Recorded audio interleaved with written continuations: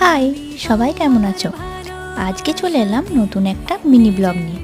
সকাল সকাল আমি রান্না চাপিয়ে দিয়েছি। এখানে আমি পটল ভাজছি, অন্যদিকে ঢেঁড়স ভাজা হয়ে গেছে।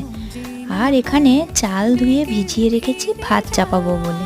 পটলগুলোকে আমি লাল লাল করে ভেজে তুলে নিয়েছি। এরপর একটা বাটিতে আমি মুগ ডাল নিয়ে সেটাকে ভালো মতো ধুয়ে যে কৌটোতে ডাল সিদ্ধ করতে দেবো সেটাও ধুয়ে নিলাম।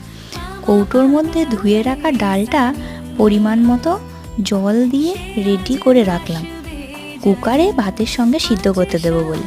এরপর প্রেসার কুকারটা ভালো মতো ধুয়ে তাতে চাল ডাল একসঙ্গে দিয়ে গ্যাসে বসিয়ে দিলাম।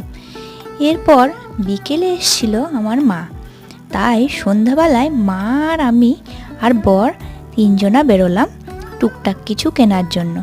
তাই আমরা চলে এলাম এই কার্জন গেটের দিকে।